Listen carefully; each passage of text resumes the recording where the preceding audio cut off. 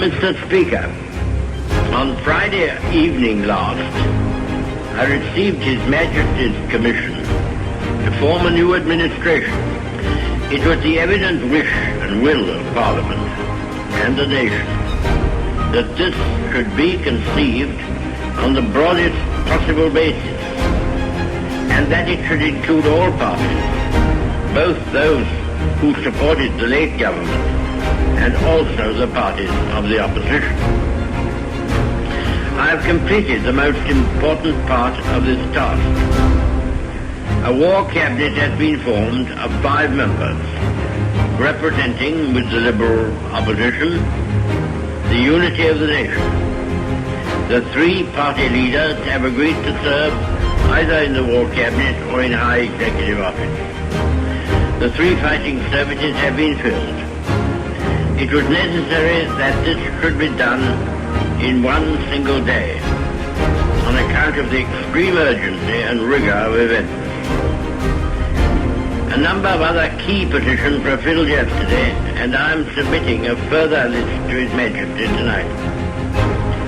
I hope to complete the appointment of the principal ministers during tomorrow. The appointment of the other ministers usually takes a little longer, but I trust that when Parliament meets again, this part of my task will be completed, and that the administration will be complete in all respects. Sir, I considered it in the public interest to suggest that the House should be summoned to meet today. Mr. Speaker agreed and took the necessary steps in accordance with the powers conferred upon him by the resolution of the House.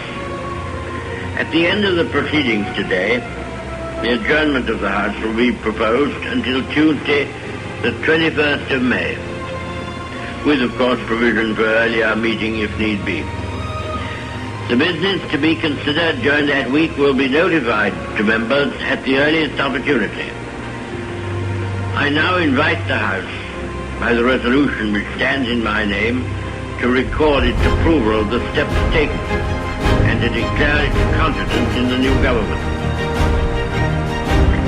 Sir, to form an administration of this scale and complexity is a serious undertaking in itself. But it must be remembered that we are in the preliminary stage of one of the greatest battles in history, that we are in action at many points in Norway and in Holland, that we have to be prepared in the Mediterranean, that the air battle is continuous, and that many preparations have to be made here at home.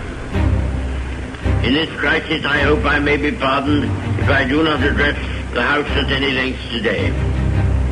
I hope that any of my friends and colleagues or former colleagues who are affected by the political reconstruction will make all allowances for any lack of ceremony with which it has been necessary to act.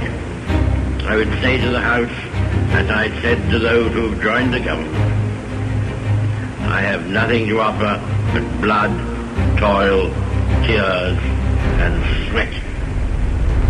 We have before us an ordeal of the most grievous kind.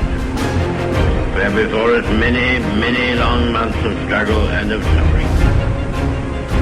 You ask what is our policy?